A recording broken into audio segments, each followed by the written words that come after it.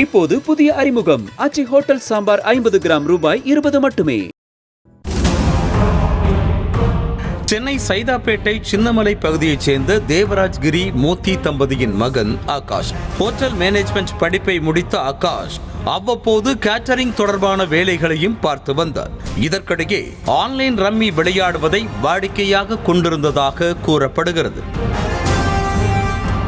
தந்தை தேவராஜ்கிரி கடந்த 8 ஆண்டுகளுக்கு முன்பாக உயிரிழக்க தாய் மோத்தி மார்பக புற்றுநோயால் பாதிக்கப்பட்டு சிகிச்சை பெற்று வருகிறார்.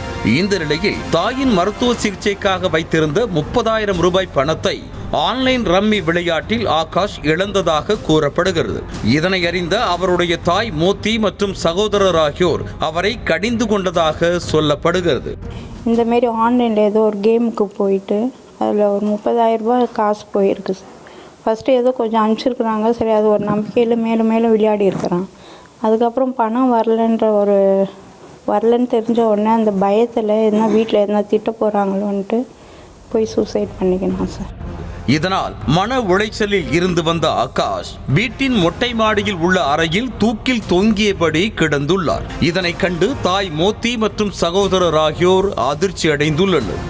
அது எனக்கு ட்ரீட்மெண்ட்டுக்கோசரம் இருந்த காசு சார். சரி, இவன் அதில் வந்துடும் காசுன்ற ஒரு நம்பிக்கையில் விளையாடிருக்கான்.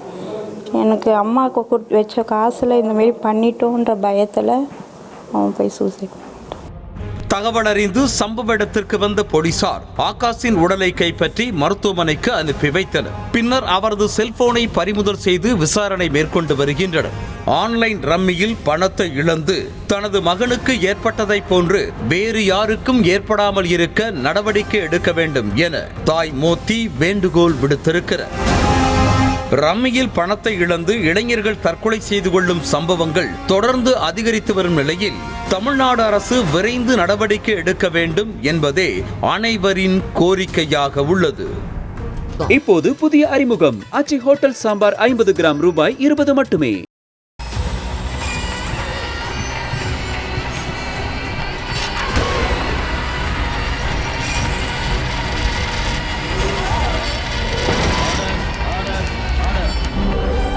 நிகழ்தகவு குற்றங்களின் மறுபரிமாணம். நாள்தோறும் இரவு 10 மணிக்கு இணைந்திருங்கள் நமது நியூஸ் தமிழ் தொலைக்காட்சியோடு.